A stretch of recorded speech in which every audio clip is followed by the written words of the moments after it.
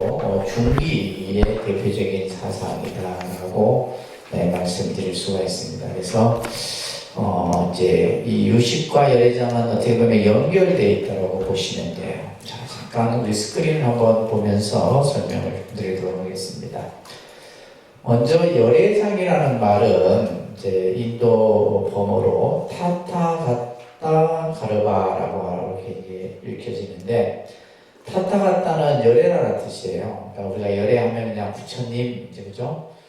부처님의 명호에 보면 열애, 또 은공 여러 가지 명호들이 있는데, 바로 부처님을 의미하는 거고, 가르바라고 하는 이것은 이제 장이라는 뜻으로서 이제 번역이 됩니다. 그래서 열애장 이렇게 하게 되는데, 이 장자가 무슨 장자냐면 감출장자예요.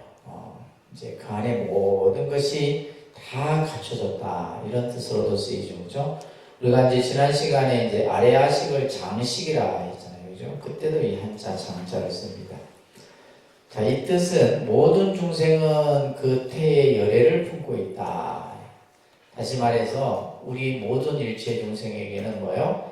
열애라고 하는 것을, 그죠? 열애의 그 인, 태를 갖추고 있다. 이렇게 이제 이 열애장의 의미를 설명합니다. 그래서 이것을 다시 설명하면 열애 속에 중생이 있고 중생 속에 열애가 있다. 이런 뜻이에요. 그러니까 이 말은 이제 여러분들이 부처와 중생은 다르지 않다.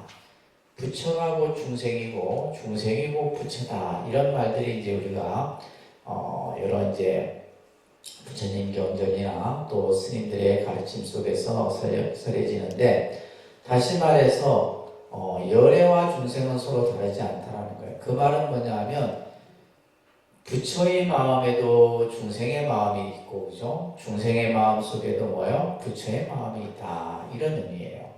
그렇기 때문에 모든 중생은 부처가 될 수 있는, 여기서의 부처는 뭐예요? 깨달음이에요. 깨달음. 그 깨달음이 이룰 수 있는 뭘 가지고 있다는 거예요? 인을 가지고 있다는 거예요.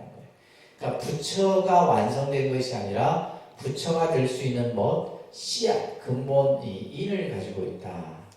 그래서 이것이 나중에 뭘로 발전되냐면 불성이라는 개념으로 발전이 돼요. 그래서 여러분들 열애장이다, 불성이다 이런 이제 용어들을 오늘 이제 공부하시게 될 텐데, 그래서 불성이라고 했을 때 붓다, 다투라고 이렇게 읽혀지는데, 그래서 우리가 불성. 자, 우리가 이제 나중에 여러분들이 선이나 이런 이제 불교적 교리에서 보게 되면, 기본적으로 그냥 우리가 이제 마음이라는 이 마음, 그죠? 마음이라는 것을, 자성이다. 나중에 나옵니다. 또 심성이다. 또 본성이다. 이런 말들 우리 많이 들어봤잖아요, 그죠? 근데 여기서 지금 이 성품, 이거는 이제 본질, 본체를 뜻하는 거예요. 그래서 자성, 심성, 본성, 이것이 결국 뭐다? 마음이다라는 거예요. 마음이고, 이것을 이제 열애장이다라고도 하고, 이것을 뭐라고도 하고, 불성이라고도 이렇게 표현하는 거예요. 그러니까 이제, 쓰여지는 용어에 따라서 각기 의미가 조금 다르게 쓰여지지만은 그 가지고 있는 뜻은 전부 하나인 거예요. 그래서 그냥 우리가 그것을 그냥 마음 이렇게 표현하는 거예요. 그래서 자성이라고도 했다가 심성이라고도 했다가 본성이라고도 했다가, 그죠? 요게 지금 열애장 사상에서는 이것을 열애장이라고도 했다가, 또 이제 불성 사상에서는 이것을 불성이라고도 했다가, 이런 식으로 이제 용어들이 사용되는 겁니다. 그래서 여기서 말하는 불의 본질, 본성과 같은 뜻으로서, 자, 이것은 중생이 부처가 될 수 있다라고 하는 의미에서 이 불성을 불의 인, 그죠? 불이 되는 인, 다시 말해서 깨달을 수 있는 그 인, 씨앗이라고 이제 이 불성의 개념을 설명을 할 수가 있는 겁니다. 그래서 우리가 이제 불과 같은 이제 인은 같은 의미로서 열애의 것을 가르와 태하라, 열애의 태하다라고 이렇게 불려지는데, 이것을 뭐라 한다? 열애장이다라고 얘기를 하는 겁니다. 그래서 쉽게 얘기해서 열애장이란 뭐냐? 부처가 될 수 있는 성품을 열애장이다 얘기를 하는 거예요. 그것을 다른 말로는 뭐라 하고? 불성이라고도 하고, 그죠? 이것이 누구에게 있다? 모든 중생에게 갖추어져 있다 이런 얘기예요. 이게 열애장의 핵심입니다. 어려운 게 아니에요. 요거예요. 근데 요 개념이 이제 다양한 모습에서 사라지게 되는데, 자, 열애장 사상이 성립되는 배경에 여러 이제 초기 경전부터 해서 쭉 설명이 되어져요. 아함경에서는 자성청정심이라고 하는, 우리가 지난 시간에도 이 자성청정심에 대해서 설명드렸는데, 그죠? 여기서 지금 말하는 자성, 우리 마음이죠, 그죠? 우리 중생의 본래 마음은 청정한 마음이다 이런 얘기예요. 우리가 가지고 있는 본래 마음은 어떤 마음? 청정한 마음, 때묻지 않는 마음이에요.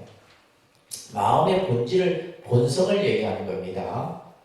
이 성자가 중요한 의미예요. 이 성자가. 그렇기 때문에 이제 보통 우리가 이제 다른 유학에서는 인간을 악으로, 그죠? 성선설, 성악설, 인간의 마음이 선하다, 인간의 마음이 악하다 이렇게 이제 구분해서 설명을 하는데, 불교는 그렇게 설명하지 않아요. 우리의 마음은 뭐하다? 청정한 마음이다. 이것을 따라합니다. 심성본정. 그런데 심성본정. 여기서는 또 심성이라 하잖아요. 그죠? 그러니까 자성, 청정이라 했다가 심성, 본정이라 했다가 이렇게 용어들이 다양하게 쓰여져요. 그래서 우리의 심성은 본래 뭐하다는 거예요? 깨끗하다 이런 얘기예요. 그래서 불교에서는, 부처님의 가르침에서는 중생의 마음을 어떻게 보느냐? 본래 청정한 마음이다 이렇게 보는 거예요. 아시겠죠? 우리 마음은 본래 청정한데, 나중에 설명드려요. 왜 근데 우리는 막 그냥 욕심을 부리고, 그죠? 막 그냥 분노를 조절하지 못하고 어리석은 행동을 하고 이렇게 하느냐 이거예요. 그런 것을 밝히는 것이 이 열애장의 개념이에요. 따라합니다. 비구들이여, 끊임없이 자신의 마음을 관찰해야 한다. 자, 우리 마음을 항상 들여다봐야 되는 거예요. 마음을 항상 비추어봐야 돼요. 그래서 우리가 이제 윗바사나 수행이라든지 명상에서 하는 그런 수행이 바로 결국 뭐예요? 자기 마음을 들여다보는 거잖아요. 그죠? 이러한 어떤 선, 명상, 윗바사나 이런 수행법들이 결국 스스로의 마음을 관찰하는 것이에요. 따라합니다. 기나긴 어두운 시간 속에서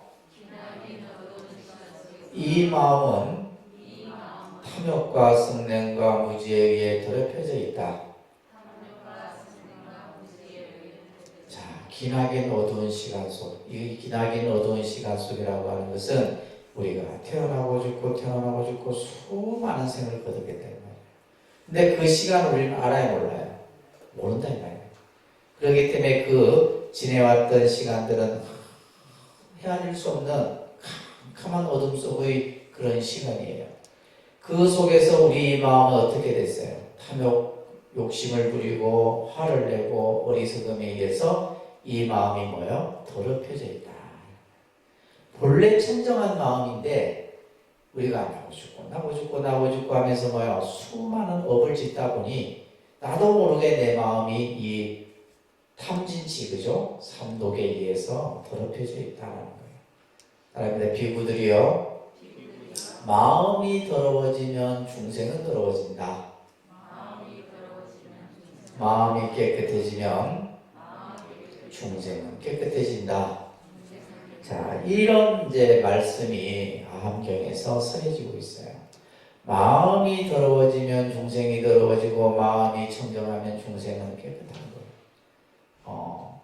그렇기 때문에 우리는 근본은 본래 청정한데 우리 마음이 오염됨으로 인해서 우리는 뭐가 되는 거예요? 중생이 되는 거예요. 마음의 번뇌를 다 씻어내버리면 뭐가 되고? 부처가 되는 거고. 그래서 중생과 부처의 차이는 그런 겁니다. 중생은 뭐예요? 아직 우리 마음속에 번뇌가 남아있는 것이고, 부처는 그 번뇌를 다 없앤 상태를 얘기를 하는 겁니다. 따라합니다. 비구들이여, 이 마음은 밝게 빛나고 있다. 우리의 그 본성, 마음의 그 근본 성품은 항상 밝게 빛나요. 근데 그 밝게 빛나는 마음 속에 자, 일시적인 오염에 의해서 더럽혀져 있다. 이것을 오염을 객진번뇌라 합니다. 그러니까 객진번뇌.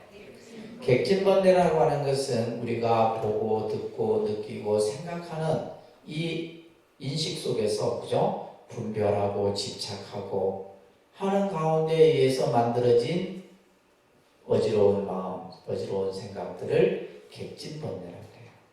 그래서 이 마음이 항상 밝게 빛나고 있는데 이것에 의해서 그죠? 객진번뇌에 의해서 우리 마음이 오염되어 있다. 이렇게 얘기를 하는 겁니다. 뿐만이 아니라 여러 경전에서 유마경 같은 데서는 불종이라고 하는 이 용어가 나옵니다. 그러니까 불종. 우리가 예를 들면 종자라는 것을 지난 시간에 유식에서 배웠어요. 그죠? 종자는 씨앗이잖아요. 그러면 불종이라고 하는 것은 불종자를 얘기해요. 그러니까 우리가 불종자를 가지고 있다는 거예요. 부처의 종자, 부처가 될 수 있는 씨앗을 가지고 있다는 얘기가 유마경에서 설해져요. 열의 종자가 번뇌 속에 감춰져 있다. 이렇게 얘기를 해요. 열의 종자가 뭐요? 번뇌 속에, 번뇌가 그 종자를 싹 두르고 있는 거예요. 그러니까 그 번뇌를 제거해버리면 어떻게 돼요? 열의 종자는 그대로 싹을 피워서 결국 꽃을 피우겠죠. 그죠? 그래서 이러한 불종의 개념이 유마경에서 설해지기도 하고 또 반야경에서도 이제 불모의 출생이라는 개념이 설해집니다. 불모의 출생. 지금 우리가 유치하고 있는 산이 불모산이잖아요. 그죠? 이 불모라는 말은 부처님을 만들어낸다 이런 얘기예요. 부처님을 출생케 한다 이런 얘기입니다. 그래서 유마경 같은 데서도 반야바라미를 어머니로 방편을 아버지로 삼는다. 또 바라미를 어머니로 반주삼매를 아버지로 삼는다라는 이 반야경 계통에서 이런 얘기들을 하고 있는 겁니다. 또한 열의 장은 열의 개라고도 불려지는데 개의 뜻은 따뚜라고 이렇게 번역이 돼요. 이것은 이제 뜻이 토대, 기본, 본질, 근원. 보통 이 개자는 경계, 그죠? 구분하는 의미로서 이 한자를 쓰는데 이런 뜻을 가지고 있어요. 그래서 이것은 변하지 않는 요소를 의미하기 때문에 이것을 열의 또 성이라고도 표현한다. 그래서 개, 성, 그죠? 또 장 이런 의미들이 이제 쓰여지고 있다라는 거예요. 또 하암경 같은 데서도 이제 성기라는 용어가 나오는데 이 성기는 뭐냐? 중생 한 사람 한 사람에게 열애의 성덕이 일어난다. 그래서 성기라는 용어들이 그래서 불종이라든지 불모라든지 그죠? 열애계라든지 성기라는 이런 용어들이 이제 바로 전부 뭐요? 열애장의 이 의미들을 담고 있는 경전들에서 나타나고 있는 내용들입니다. 자, 우리가 이제 지난 시간에 유식에서 공부했던 이 부분을 잠깐 좀 우리가 정리를 하고 넘어가야 돼요. 자, 우리가 이제 열애장도 그렇고 유식도 그렇고 결국은 마음에 대해서 얘기를 하는 거죠. 그죠? 그 마음이라고 하는 것은 이제 유식에서는 그것을 낱낱이 구분해서 설명을 하고 열애장은 그것을 그냥 하나의 개념으로 설명을 하는데 우리의 마음은 찰나생멸이에요. 그러니까 찰나생멸. 찰나생멸이라는 말이 뭐예요? 찰나라는 말은 순간순간 마음이 일어났다 없어진다.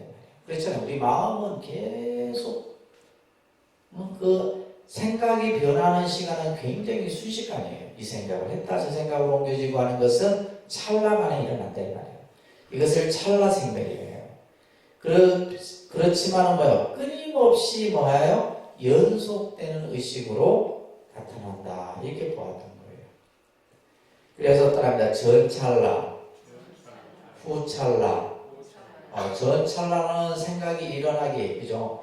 바로 앞에 일어났다가 후찰나는 또 뒤에 일어나는 거예요. 그래서 생각이 전으로서 찰나만에 일어나는데 이것이 훈습과 습기로서 어우러져서 나타나는 것이 바로 업이다. 이렇게 보는 거예요. 그래서 중요한 것은 마음은 뭐한다? 상속한다. 마음은 뭐한다고요? 상속하는 것으로 설일체 요구에서 났어요. 마음이 상속한다는 것은 마음이 끊어지지 않고 계속 이어지는 거예요. 우리가 생각이 바뀌는 것이지 그 일으켰던 생각은 계속 지속되는 겁니다. 끊이지 않고 계속 이어진다 이런 얘기예요.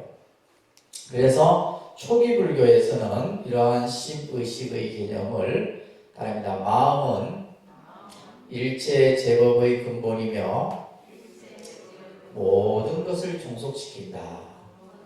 자, 이 말을 잘 이해를 하셔야 돼요. 마음이라는 것은 모든 것의 근본이다 이 말이에요. 그렇죠? 화엄경에서도 일체유심적으로 공부했잖아요. 마음이 근본이에요. 또한 이 마음이라는 것은 모든 것을 종속시킨다는 것은 마음 안에 다 담을 수가 있어요. 그죠? 우리 마음, 이 마음 안에 우주도 이 마음 안에 있다 이 말이에요. 이 우주 밖에도 이 마음 안에 있는 거예요. 그래서 모든 것을 다 종속시키는 겁니다. 그러니까 우리가 극락도 마음 안에 있고 천당도 마음 안에 있고 지옥도 마음 안에 있고 모든 것이 다 마음 안에 있는 거예요. 이것이 마음을 종속시킨다는 의미예요. 그래서 마음은 일체의 근본이고 또한 모든 것을 종속시킨다. 따라합니다. 마음은 세간법을 유지시키고 세간을 이끈다. 세간이라는 것은 바로 우리가 사는 중생세간을 얘기하는 거예요. 희노애락이 있고 그죠?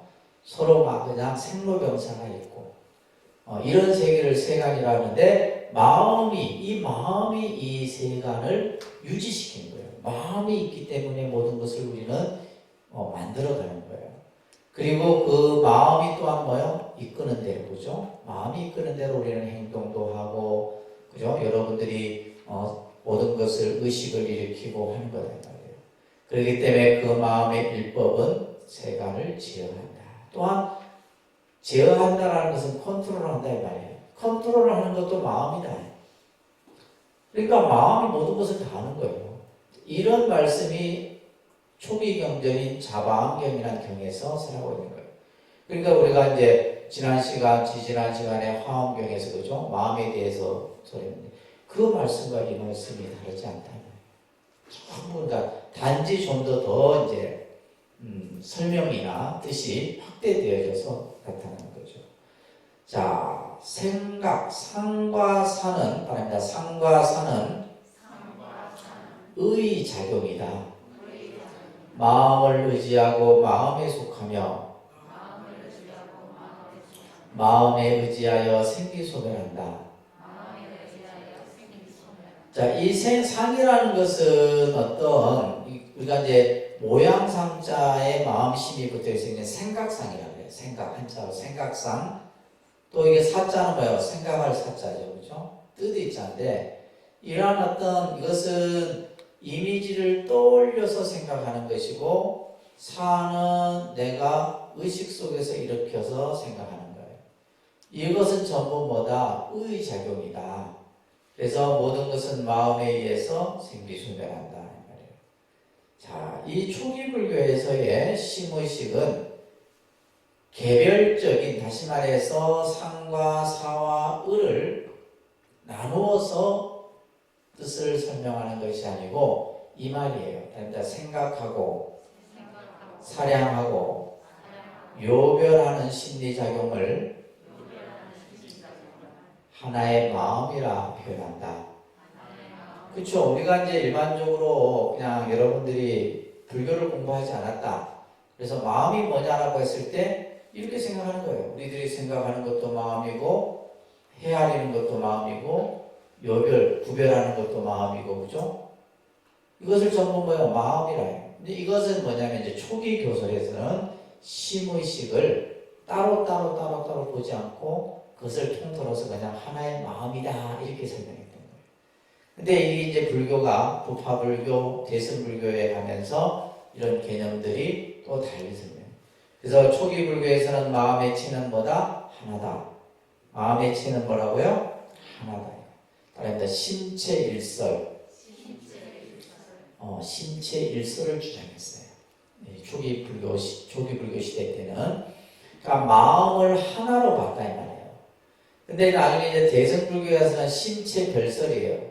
마음을 따로 이렇게 이제 구분해서 설명을 하고 있죠. 어디에서? 유식에서 하고 있는 거죠.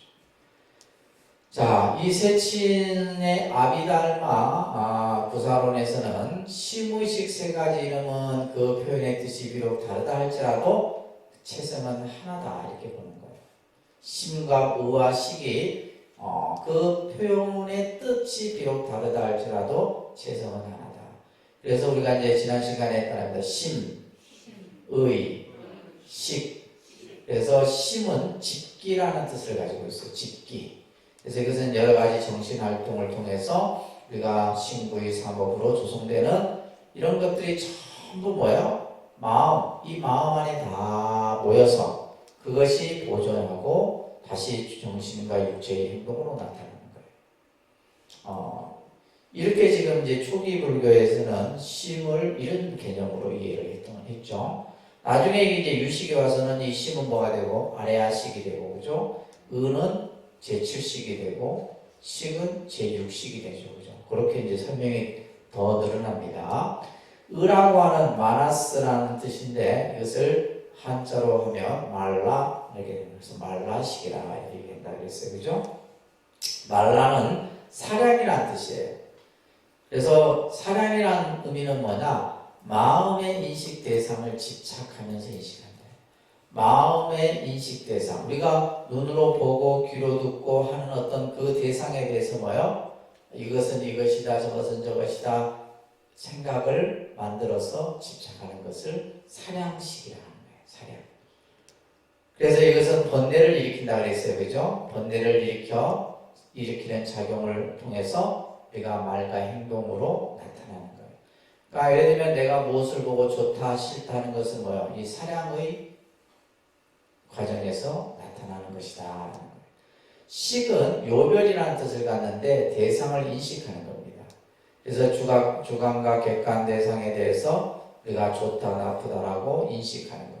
근데 이것은 인식할 뿐이지 이제 그 마음이 번뇌를 일으키는 것은 바로 이 의에서 일어나는 거예요. 근데 아까도 얘기했듯이 이제 이러한 초기 불교에서는 뭐 이거는 이제 아비달마 구사론 같은 경우는 이제 부파불교의 대표적인 논소입니다. 이런 데서는 이제 이런 식의 다양한 심의식에 대해서 설명을 해요. 그러나 이제 대승불교의 심의식설은 여러 이제 우리가 유식에서 여러분들 공부했죠. 이륵이나 무착이나 세친에 의해서 여러 이제 대승경전의 내용 속에서 나타나는 개념은 뭐냐면 심체별설이에요. 그래서 이 지금 심체일설, 심체별설. 그래서 초기 불교는 심체일설이고 대승불교는 심체별설이 되게 중요한 개념이에요. 마음의 그 근본을 하나로 보느냐, 아니면 따로따로 개별적으로 보느냐의 관점이 여기서 설해집니다.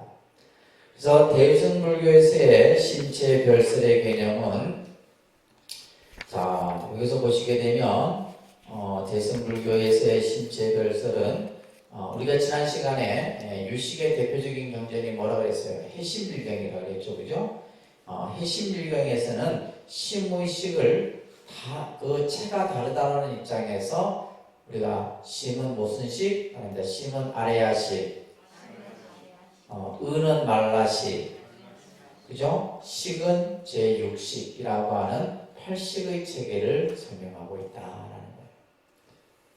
그래서 우리가 이제 지난 시간에 다 이건 공부했던 거예요. 그래서 심은 따라합니다. 아래야식, 의는 말라식, 그죠? 식은 제6식인데 이 아래야식은 모든 것을 다 저장해 일체 종자를 다 모아서 보존하기 때문에 이것을 장식이다라고 했다고 했어요. 그죠? 그리고 의는 말라식으로서 사량작용을 일으켜. 그래서 이것은 뭐냐면 아집과 법집에 그릇된 마음을 작용시키는 거예요. 사량심은. 그래서 이것은 번뇌를 일으키는 의식이라고 했어요. 그죠? 그래서 의라고 하는 것은 영오의 번뇌를 일으키므로 영오의라고도 이제 설명을 합니다. 그래서 우리가 네 가지 번뇌, 근본 번뇌 얘기했죠. 그죠? 아치, 아망, 아예, 그죠? 악연 이런 등의 번뇌를 일으키는 역할을 하는 것이 바로 말라식이에요. 그죠? 말라식이고 그리고 제6식은 안이비설신의 의식을 가리키는데 이것이 각각 서로 다르다는 거예요. 그 심체가. 그래서 예를 들면 인식하는 것이 있고 그것을 그죠?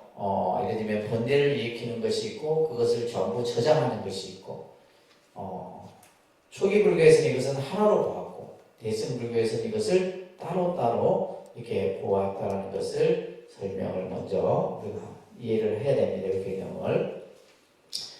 자, 그러면 열애장경의 계통의 경전들이 뭐가 있냐 하면 바랍니다. 열애장경, 그 다음에 부증불멸경, 부증불감경, 부증불감입니다. 그 다음에 승망경, 열방경, 그래서 열애장경, 대방등 열애장경으로부터 시작해서 열방경에 이르기까지가 바로 이제 열애장과 불성의 개념이 나타나는 경전들이에요.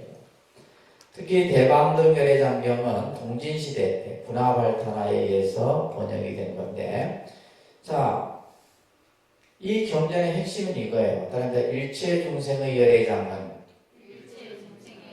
상주불변한다. 자, 이 개념이 중요한, 열애장에서 이게 제일 중요한 말이에요. 열애장이 뭐냐? 일체 중생에게 그 열애의 장, 그죠? 열애의 태가 있는데 이것은 뭐 하다는 거예요? 상주. 항상 있다는 거예요. 그리고 이것은 뭐다? 불변, 변하지 않는 것이다. 이 말이에요. 근데 인간에게만 있는 것이 아니라 일체 중생이라고 했어요. 모든 생명에게는 열애의 장이 있는데 이것은 상주 불변하다는 것을 이것을 이해하기 좀 못할까봐 비유를 들어서 이 열애장경에서 설명을 하는데 이 비유가 여러분들이 잘 이해를 하면 이 열애장 사상을 쉽게 이해할 수 있어요. 다 설명을 못 드리고 자 보세요.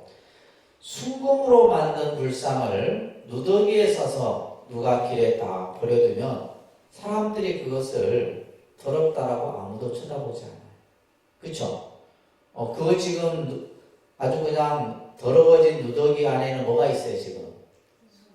그죠? 순금. 이 순금이 뭐예요? 열애장이에요. 열애장이란 말이에요. 그래서 여기도 밑에도 9번의 비유에도 순금의 불상을 땅에 던져두게 되면 누가 그 불상을 땅에 던져버렸어요. 흙에다 던져놨단 말이에요. 그랬더니 막 그냥 그때 흙과 먼지가 묻고 뭐 여러 가지 그죠? 이물질이 낄 거 아니에요? 그렇지만은 그 금불상 자체는 변해요, 안 변해요? 안 변한다. 겉에서 볼 때는 더러워진 상태고 오염된 상태지만은 그죠? 그 금불상 자체는 뭐예요? 항상 밝게 빛나고 있는 거예요. 다시 말해서 우리의 열애장, 우리 내 안에 있는 열애장은 번뇌에 덮여 있지만은 열애장이 뭐예요? 항상 그 안에서 밝게 빛나고 있다는 거예요. 따라합니다. 만약 부처가 세상에 나온다 해도 출세하지 않아도 일체 중생의 열애장은 상주불변한다. 자, 이 열애장의 개념은 부처님이 세상에 나오든 세상에 나오지 않든 이것은 중생에게 항상 갖추어져 있는 것이다. 이 말이에요. 중생에게 항상 갖추어져 있어요. 이것은 변하는 게 아니다. 이 말이에요. 예를 들면 여기서도 순금은 더러운 곳에 떨어져 변하지 않기 때문에 그죠? 언제나 그것을 우리는 꺼내어서 쓸 수가 있는 거예요. 이런 여러 가지 이 비유들이 이 대방등 열애장경에서 설해지고 또 이제 대표적인 부정불감경 같은 경우는 중생의 깨달음에 증감이 있음에도 불구하고 중생계와 법계는 증감이 없고 이것은 동일한 계다. 자, 법신 따라합니다. 법신이 무량한 번뇌에 얽매여 있을 때에는 중생이라 부르지만 세간을 멀리 떠나 보리행을 닦을 때에는 보살이라 부르며 일체 번뇌에 더러움을 여의고 청정하게 되었을 때 부처라 부른다. 자, 우리가 법신, 그죠? 이 법신이라고 하는 것은 일체 그 법 그 자체의 모습을 설명하는데, 이것이 번뇌에 얽혀 있을 때는 뭐라 하고, 뭐가 되는 거예요? 중생이라는 거예요. 중생이 되고, 보리행을 닦을 때는 보살이라고, 또한 일체의 그 번뇌의 더러움을 다 여의고 청정했을 때는 부처란다. 결국에는 뭐요? 중생이다, 또 보살이다, 부처라고 하는 것이 서로 다르지 않는 거예요. 단지 뭐요? 번뇌에 더럽혀져 있느냐, 보살행을 닦고 있느냐, 그 번뇌를 다 여의느냐의 차이인 것이지, 근본 바탕에는 뭐요? 중생의 마음속에도 열애장이 있고, 보살의 마음속에도 열애장이 있고, 부처의 마음에도 열애장이 있는 거예요. 이 개념을 부정불감경에서 설하고 있고, 또 대표적인 승망경이라는 경에서도 마찬가지예요. 자, 그런데 열애장은 자성이 청정하고 불생불명하여 모든 것의 원동력이 되며 번뇌에 물들지 않는다. 이게 이제 승망경에서 나오는 열애장의 개념이에요. 열애장은 자성이 청정해. 그죠? 이것은 불생불멸이에요. 생하지도 않고 새로 만들어진 것도 아니고 또 없어지는 것도 아니다 이 말이에요. 불생불멸해서 이것은 모든 것의 원동력이 되며, 자, 끝구절이에요. 이것은 번뇌에 물들지 않아. 우리가 예를 들면 순금을 흙에 땅속에 버려놨다 해서 순금이 그 흙에 오염되는 게 아니잖아요. 겉만 오염될 뿐이지 그 순금 자체는 그죠? 그대로 유지되는 거예요. 이런 개념들이 이러한 이제 열애장을 통해 경전에서 설명을 하고 있고, 또 우리가 열방경이라는 경에서는 바로 불성을 강조를 합니다. 그런데 일체 중생은 실효불성이다. 그래서 이 유명한 말이죠, 그죠? 일체 중생은 다 실로 불성을 갖추고 있다 이 말이에요. 아까도 얘기했듯이 열애장이나 불성이나 다 같은 말이에요. 열애장이나 불성이라는 말은, 그래서 열방경에서는 불성을 얘기했고, 아까 얘기했던 승방경이나 또 부정불감경이나 또 다른 경전에서는 바로 열애장이라 표현한 거예요. 자, 그래서 모든 중생에게는 다 실로 불성이 있다 이 말이에요. 부처가 될 수 있는 성품을 가지고 있다. 그래서 이 열애장 사상은 자성청정의 바탕을 두고, 자성청정, 그죠? 이 자성청정의 바탕을 두고 모든 것을 공이라고 하는 거예요. 이것을 제1의 공이다라고 얘기해요. 그러니까 이제 우리가 반야에서만 공을 얘기한 것이 아니라, 우리가 예를 들면 유식에서도 또 열애장에서도 결국에는 이 반야의 공의 개념이 계속 서로 이제 발전되어져서 설명되어지는 겁니다. 그래서 제1의 공이라고 하는 것을 깨닫는 것이 바로 불성을 드러내는 것이다 라고 이제 설명을 하는 겁니다. 자, 이 열애장 사상은 앞에서도 얘기했듯이 쉽게 여러분들이 이해하려고 하면 금강명경이라는 경에 보게 되면 열애장을 뭐에 비유해요? 태양에 비유하고 금강에 비유합니다. 가장 이해하기 쉬운 거죠. 태양은 항상 밝게 빛나고 있어. 근데 갑자기 그죠? 우리가 햇빛이 비추고 있는데 먹구름이 그냥 그 햇빛을 태양을 가려버려요.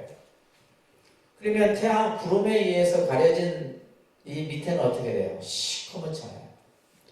근데 우리가 이제 여러분들이 비행기를 타고 그런 경우를 보신 적이 있을 거예요. 내가 이제 지금 비행기를 타고 지금 이 지상에서는 뭐예요? 막 먹구름이 가려갖고 막 비가 내리고 그래요. 근데 비행기를 탄 상태에서 이제 구름을 뚫고 위로 올라갈 거 아니에요, 그죠? 올라가면 뭐예요? 그 구름 위에는 뭐예요? 그냥 태양이 그대로 밝게 빛나고 있는 거예요. 그렇듯이 바로 이 열애장이라는 것을 항상 밝게 빛나고 있는, 단지 이제 우리가 구름에 가려져서 태양이 없어진 것이 아니라 구름에 가려졌을 뿐이잖아요. 근데 구름이 거치고 나면 그 태양은 그대로 밝게 비추는 겁니다. 금강도 마찬가지예요. 그죠? 그래서 앞에서 얘기했듯이 이 객진번뇌라는 말이 여기서 다시 나옵니다. 원래는 금강, 이것을 불성이라고 보는 거예요. 이 있었는데 원래는 금강이었는데 부가물로 인해서, 부가물이란 뭐예요? 먼지나, 그죠? 오염된 것에 의해서 단지 나타나지 않는 것뿐이다 이 말이에요. 그래서 때로는 이것을 거울의 때에 비유하기도 해요. 거울의 때. 그러니까 우리가 예를 들면 거울에 여러 가지 이물질이 있으면 어떻게 돼요? 사물을 바로 볼 수 없잖아요. 그죠? 그래서 거울에 끼인 때를 계속 닦아내는 거예요. 그래서 우리가 이제 이러한 태양에 비유하고 금강에 비유하고 거울에 끼인 때에 비유하는 이 개념을 여러분들이 열애장의 개념과 잘 이해를 하셔야 됩니다. 자, 이러한 열애장 사상은 가장 중요한 게 이거예요. 그러니까 열애장에 대한 믿음.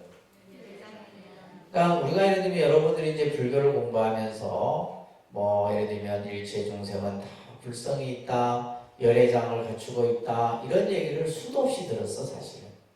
근데 중요한 것은 그것에 대한 믿음이 있느냐 없느냐 여기 중요한 거예요. 아, 나에게 열애장이 있다. 열애장이 있다라고 하는 것은 뭐요? 일체 중생이 아니라 뭐요? 이미 본래 부처의 성품을 갖추고 있는 존재인 거예요.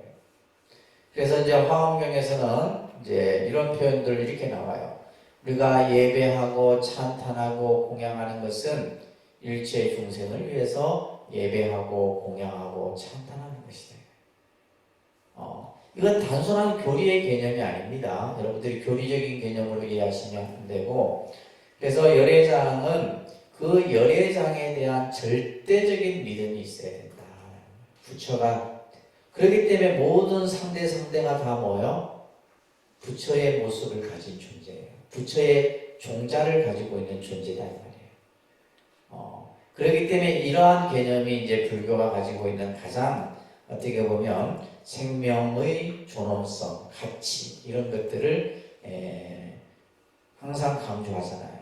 그런 것들과 연관되어져 있는 설명이라고 여러분들이 이해하시면 됩니다. 그래서 우리가 열애장에 대한 믿음, 불성에 대한 믿음. 그래서 이제 이것이 이제 선에 와서는 우리가 이제 이런 말이 있어요. 본래 성불이다라는 말이 있어요. 그러니까 본래 성불.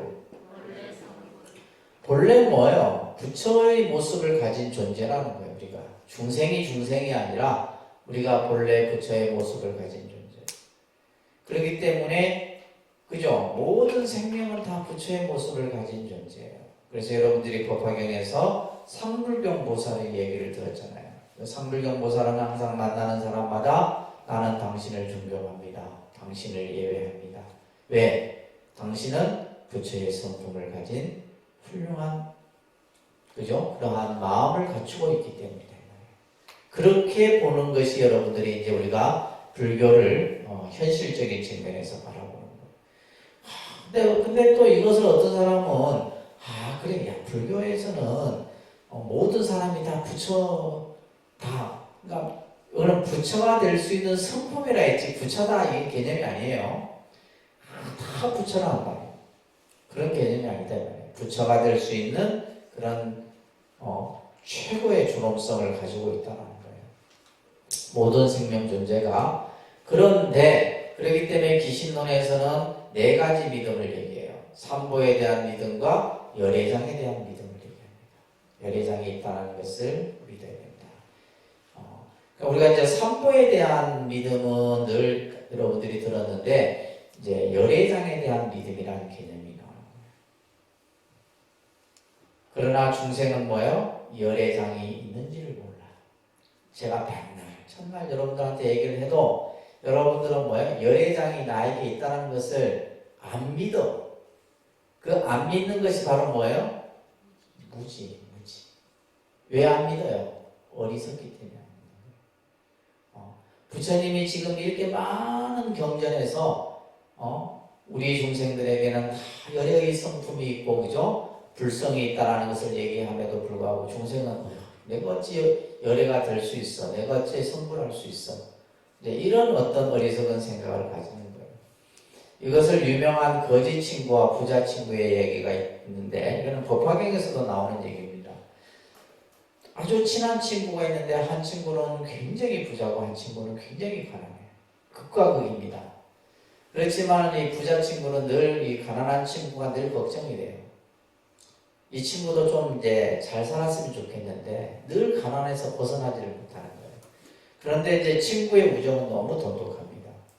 그래서 하루는 가끔씩 서로 만나요.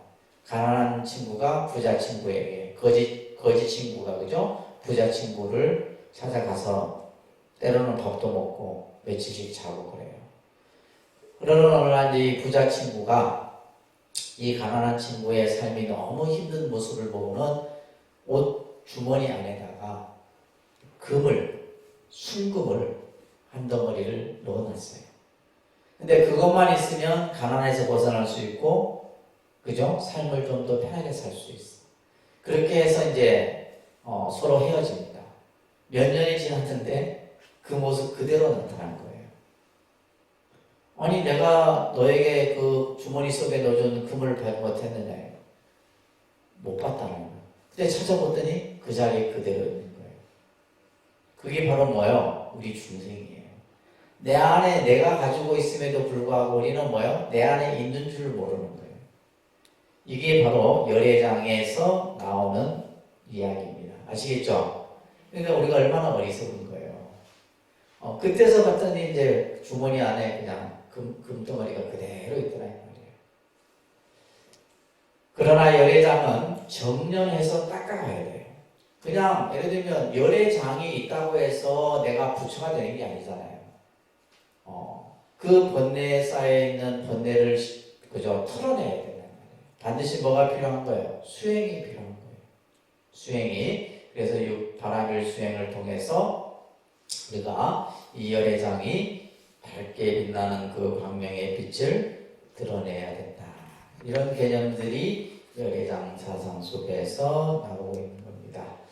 자, 열애장 사상의 특징이에요. 바랍니다. 중생은 번뇌 신이면서 열애장이 숨어 있다. 자, 우리의 이 중생의 육체의 몸은 번뇌 덩어리죠, 그죠? 이 몸은 번뇌 덩어리다 이 말이에요.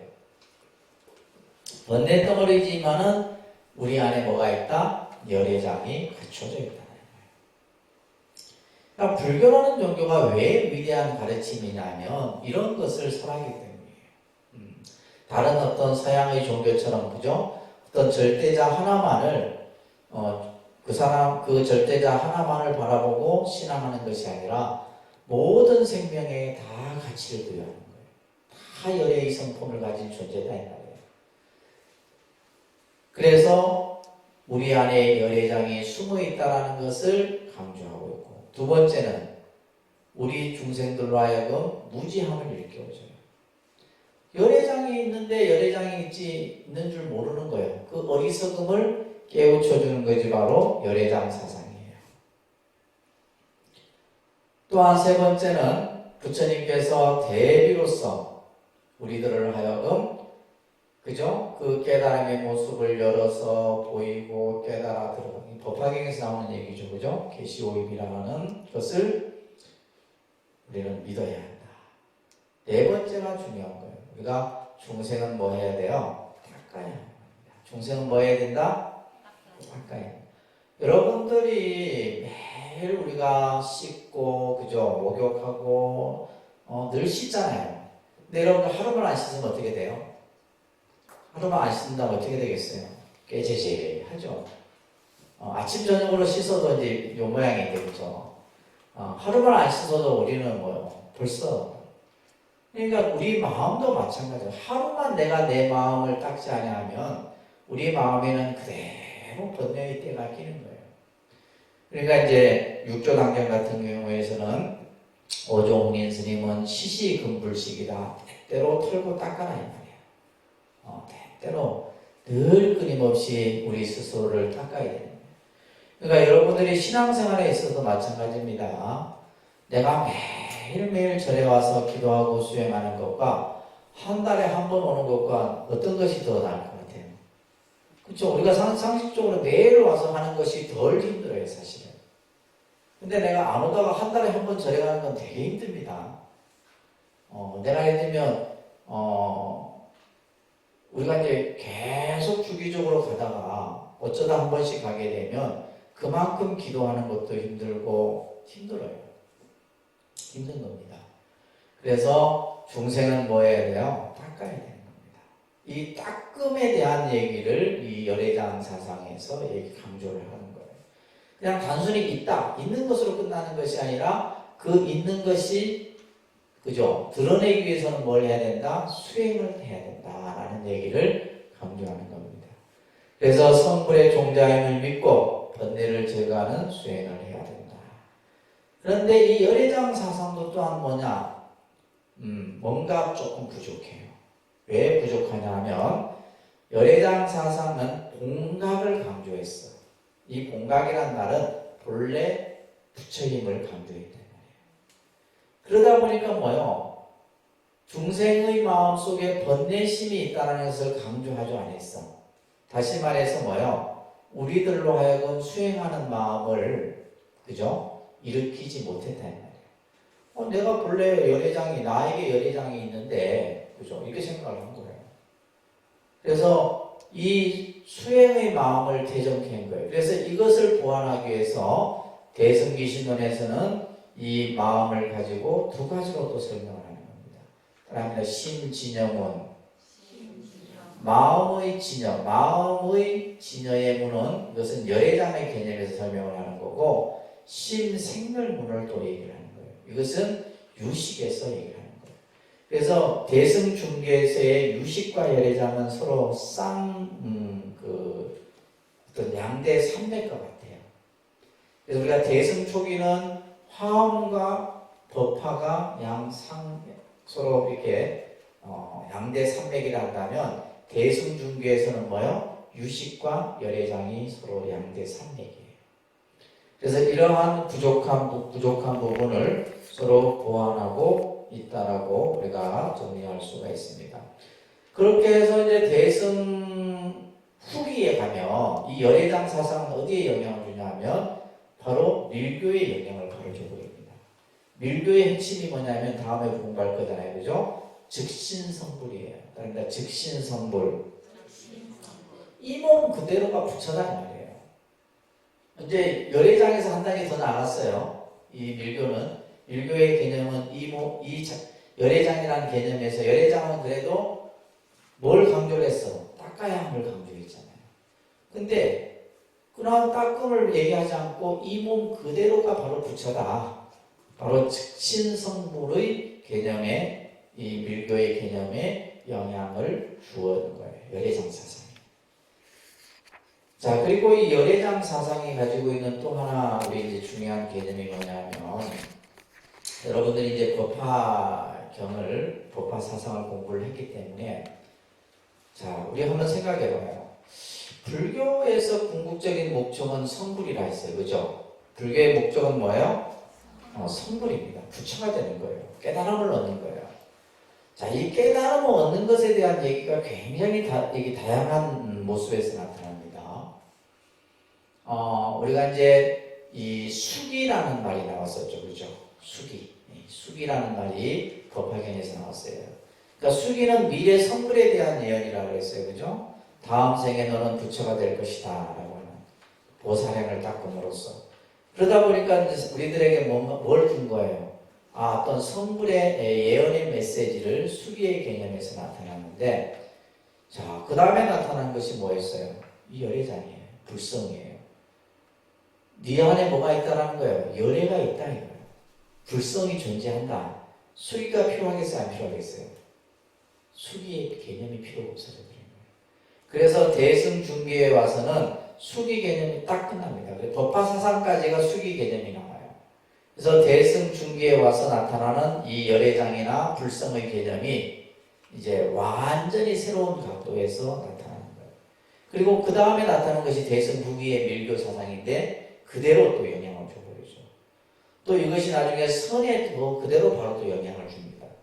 내가 그 부처다 이 말이에요. 그죠? 이런 개념들이 그래서 신즉 시불이다. 마음이 그 부처다. 이런 개념이 이제 선에서 나오는 거예요. 자, 이런 개념들을 정리하면서 여러분들 교재 한번 보세요.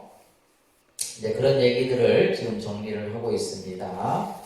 자, 열애장이 출연하게 된 이야기들도 결국 이제 이 중국 불교에 와서 실제 열애장 사상이 더더욱더 이제 드러납니다.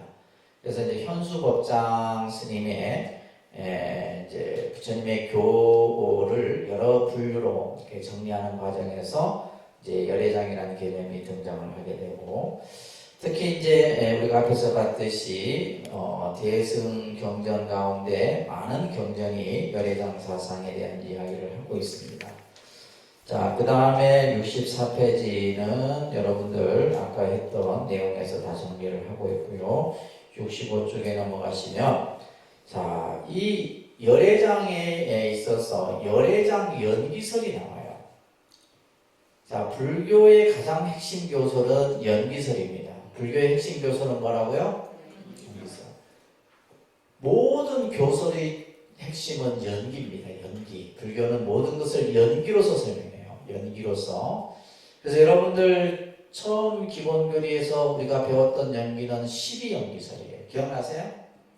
12연기설 기억납니까? 기억 안 나세요? 안 나면 곤란한데. 무명, 행식, 명생, 유깁, 촉수의 치유, 생로사. 이 12연기설은 우리의 생로병사의 그러한 연기를 부처님께서 하나하나 그 과정들을 쭉 풀어놓은 거예요. 그죠? 우리들이 고통을 받는, 또 나고 늙고 병들고 죽는 그 과정을 12가지 인연으로서 풀어놨다는 거예요. 그러다가 이제 이 12연기설이 있다가 나중에 또 우리가 화엄에서는 뭐가 나와요? 법계연기설이 또 나와요. 법계연기설. 이 우주 법계는 뭐예요? 중중무진의 법계연기 속에서 서로 상관상의 한다는 거예요. 서로 전부 관계되어져 있다라고 하는 법계연기설이 나와요. 우리 또 유식에서 무슨 연기설이 나왔어요? 아레아 연기설이 나와요. 아레아 연기설. 그리고 지금 열애장 사상에서 무슨 연기설이 나와요? 열애장 연기설이 나와요. 그러니까 이 연기설이 각 교리마다 전부 등장을 하는데, 이것은 뭐냐? 불교 교설의 핵심은 바로 뭐다? 연기다라는 거예요. 아셨죠? 아시겠습니까? 자, 그래서 여기 보시게 되면 열애장설은 열애장의 자성이 본래 청정함에도, 자, 우리가 열애장이라는 것은 본래 청정한, 아까 얘기했듯이 순궁과 같고, 그죠? 금강과 같은데, 이것이 어떻게 번뇌에 얽혀 있게 되느냐 이 말이에요. 이것이 어떻게 해서 번뇌에 얽혀 있게 되느냐, 또 중생이 어째서 중생이 되는가에 대한 그러한 연유를 이 열애장설에서는 그것을 구체적으로 설명을 못하고 있어요. 그런데 대승기신론이라고 하는 논소가 있습니다. 나중에 여러분들 이 논소는 꼭 공부를 하셔야 돼요. 이 대승기신론에서는 이러한 왜 열애장이, 그죠? 무명번뇌에 덮여 있고, 또 중생이 왜 중생이 되게 되는가에 대한 이러한 것들을 이 열애장 연기설로서 풀어내고 있어요. 자, 그 과정을 잠깐 한번 설명드리면, 자, 첫 번째, 여러분들 그 교재에 보게 되면 근본무명이라고 하는 한자가 있죠, 그죠? 그 다음에 근본무명. 그 밑에는 전식이라고 해요. 그런데 전식. 그 밑에는 업상. 그 다음에 현식, 지식, 상속식. 그 다음에 집치상, 계명자상, 기업상, 업계고상, 노병사. 이렇게 이제 우리가 이제 12연기설에서 무명행식, 그죠? 명생유깁, 촉수의 개념하고 조금 달라요. 자, 한번 볼게요. 자, 무명이에요, 무명. 우리가 이제 12연기설에서도 제일 처음이 무명이 나와요. 그죠? 무명이. 그래서 모든 연기설이 바로 이 무명이라고 하는 것이에요. 이 무명이라는 것은 뭐냐면 여기서 말하는 근본 무명이 작용한다. 그러니까 무명이 어떻게 일어나느냐라고 했을 때 이 귀신론에서는 호련 무명이다 이렇게 얘기해요. 호련이 갑자기 그죠? 불현듯 무명이 일어나는 거예요. 근데 그 무명은 뭐냐면 이 세계가 하나인 줄 모르는 거예요. 진리의 세계가 이 우주 법계가 하나인 줄 모르는 거예요. 그래서 여러분들 화엄경 법성계에 보면 법성, 원흉, 무이상이라는 구절이 있죠. 그죠? 법성이 우주의 법계의 성품은 원흉하여서 둥글고 둥글어서 두 가지 모습이 아니다. 하나예요. 그래서 불교는 모든 이치를 하나로 보는 겁니다. 그것을 우리는 몰라. 그 모르는 것을 뭐라 그래요? 근본무명이라 하는 거예요. 아셨죠? 이 근본무명이 작용을 해요. 그 작용을 해서 우리는 대상을 보는데 주관과 객관이 생겨요. 대상을 보는 주관이 생기고, 그죠? 대상을 보는 주관은 누구예요? 내잖아요. 그 대상이 있고, 그죠? 이것을 뭐라 그래요? 전식이라는 거예요. 전이라는 것은 의식이 작용하는 거예요. 의식이 작용하는 겁니다. 그래서 대상을 보는 주관이 생기고, 우리가 보는 데서 끝나는 게 아니라 뭐요? 이것을 보고 뭐래요? 생각이 일어나요. 한 생각이 일어난다 이 말이에요. 이 한 생각을 뭐라 그래요? 업상이라 이렇게 표현합니다. 한 생각이 일어나고 이 한 생각이 일어남으로써 뭐요? 보는 나와 보여지는 대상, 주관과 객관이 나타나는 거예요. 이것을 현식이라 이렇게 얘기하는 거예요. 현식이 나타납니다. 그래서 주관을 자아로 삼고 객관을 아수로 삼아 나와 내 것이라고 하는 이 개념이 형성이 되는 거예요. 여기에서 뭐가 생겨요? 사랑하는, 또 미워하는, 증오하는, 또 내 것이다, 네 것이다 라고 하는 무슨 의식이 생겨요? 말라시기. 이게 번뇌가 일어나는 시기라 했잖아요. 그죠? 이것을 뭐라 그래요? 지식이라 얘기해요. 그래서 이것에 의해서 우리는 뭐가 생기는 거예요? 괴롭고 즐거움이 생겨. 때로는 허망하다는 생각이 돼. 다 부질없어, 그죠? 다 무상한 것이야. 때로는 막 좋았다가, 막 괴로웠다가, 때로는 뭐야? 허무하고 무상해. 이런 것이 바로 뭐예요? 생각을 일으켜서 그것이 이어져. 이것은 무슨 식? 상속식이다. 상속식. 자, 이것에 의해서 뭐냐면 우리는 또 그 대상에 대해서 집착하게 돼요. 집착하는 마음이 생겨요. 이것을 집지상이다. 그래서 우리가 이제 예를 들면 사람들이 뭐 하나에 꽂힌다 그러잖아요. 이 꽂히는 게 집지상입니다.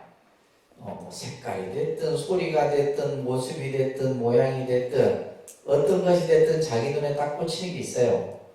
그러면 그것을 막 그냥 우리는 소유를 해야 되는 거예요. 그에 따라서 이제 또 막 여러 가지가 일어나. 그래서 그 집착의 대상에 대해서 뭘 해요? 명자화시켜. 명자화시킨다는 것은 뭐예요? 이것은 내 것이다 라고 이름을 붙인다 이 말이에요. 여러분들 그래야 안 그래요? 지금 이 설명 들으니까 다 맞죠? 다 맞는 얘기야. 내 것이라고 이름을 다 붙여놔버려. 개념화시킨다 이 말이에요. 이것을 개명자상이다 그래요. 개명자상. 그리고는 그것에 대해서 뭐야? 갖가지 업을 일으키는 거예요. 갖가지 이제 작용, 그죠?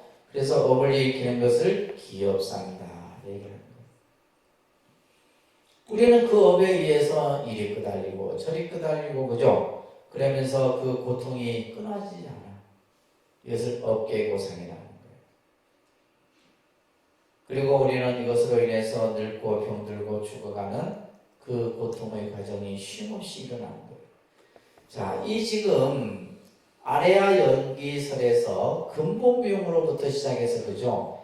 이거는 뭘로 지금 설명하고 있는 거죠? 우리가 유식에서 배웠던 의식의 작용들로부터 이것을 지금 하나하나 설명을 하고 있는 거예요. 이것에 의해서 우리의 그 열애장이 번뇌가 덮여져 갖고 우리는 그것을 보지 못한다는 거예요. 내가 만들어 놓은 내 업에 의해서 그것이 싹 덮여져 있다는 겁니다. 자, 그래서 여러분들 열애장 연기의 과정을 보면 그럽니다. 무명, 업상, 전식, 현식, 지식, 상속식, 지치상, 계명자상, 기업상, 업계고상. 그래서 이렇게 계속 도는 거예요. 연기하는 거예요. 연기하는 거예요.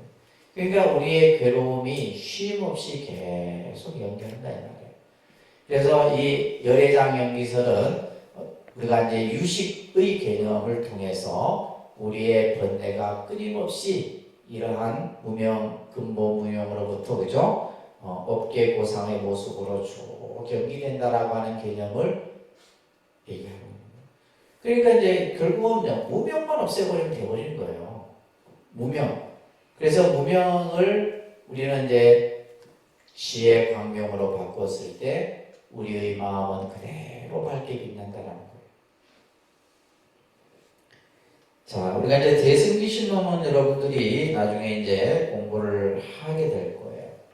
그래서 이제 위에 보시게 되면 이 대승기신론은 이걸 얘기합니다. 따라합니다. 일심, 이문, 삼대, 네, 요 개념을 얘기하는 거예요. 그래서 이제 대승기신론에서는 우리 이 마음을 그죠? 일심으로 두고 우리 마음에는 진여문과 생멸문이 있다라고 이렇게 이제 설명을 하는 거예요. 그래서 심진여와 심생멸문에서 결국 이제 이 생멸문 같은 경우는 아까도 얘기했듯이 이제 아래야 우리가 이제 유식을 통해서 그죠? 우리 마음이 끊임없이 생멸 변화하는 그러한 모습들을 설명하고 있는 거예요. 그래서 이 생멸문 보게 되시면 마음의 본성이 열애장으로 설해지며 이것은 인간의 성불 본성이고 번뇌를 덮여있을 때 열애장이라고 한다. 자, 그죠? 그래서 열애장의 연기가 설해지고 있는 것이 바로 심생멸문이고 우리의 그 열애장 근본 자체가 심진여문이다. 이런 얘기예요. 그래서 이제 이 나중에 여러분들 시간 되시면 일심, 이문, 삼대 이런 기신론을 여러분들이 한번 꼭 보셔야 됩니다. 자, 그 다음 장 넘겨보시면 여러분들 이제 기본 교리나 이 교리 공부할 때 불신론을 공부하셨어요. 그죠? 불신론을 공부하셨는데 특히 이 대승중기에서 이 이제 삼신의 개념이 확고하게 자리를 잡게 되는데 그 영향이 바로 유식과 열애장 사상이에요. 그래서 우리가 이제 이 유식과 열애장 사상에서 부처님의 삼신의 개념이 자리 잡게 됩니다. 그래서 법상종이라고 되어 있는 데는 이것을 유식이라고 이렇게 표시해 주시면 됩니다. 그죠? 유식. 또 열애장의 개념을 얘기하는 겁니다. 자, 여기에서는 이제 따라합니다. 자성신, 수용신, 변화신.